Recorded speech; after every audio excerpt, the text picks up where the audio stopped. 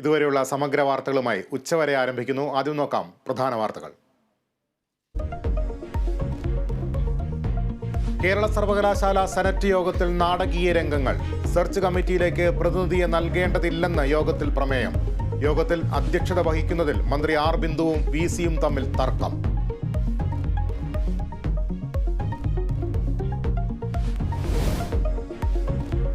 മാസപ്പടി കേസിൽ വീണ വിജയന് നിർണായകം.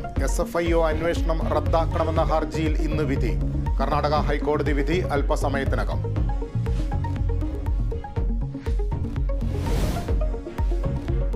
വയനാട്ടിലെ ആളെക്കൊല്ലി ആന പനവല്ലി മേഖലയിൽ. വേലൂർ മഖ്ന ദൗത്യം നീളുന്നു. കുറുവ ദ്വീപ് ജീവനക്കാരനെ കാട്ടാന ആക്രമിച്ചു. പുൽപ്പള്ളി മേഖലയിലിറങ്ങിയ കടുവയെ മയക്കുവെടി വയ്ക്കാൻ ഉത്തരവ്. വന്യമൃഗശല്യം തടയാൻ ശാസ്ത്രീയ നടപടികൾ സ്വീകരിക്കുമെന്ന് വനം മന്ത്രി.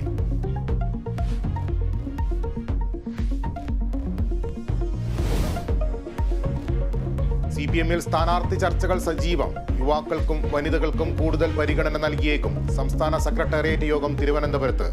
3-ാം സീറ്റെന്ന ലീഗിന്റെ ആവശ്യം ന്യായമെന്ന് K. മുരളീധരൻ.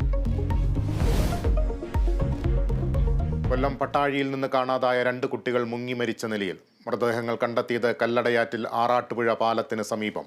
അപകടത്തിൽപ്പെട്ടത് 9-ാം ക്ലാസ് വിദ്യാർത്ഥികളായ ആദിത്യനും അമലും. ISL-ൽ വിജയവഴിയിൽ തിരിച്ചെത്താൻ കേരള ബ്ലാസ്റ്റേഴ്സ്. എതിരാളികൾ ചെന്നൈയിൻ FC. മത്സരം രാത്രി 7:30.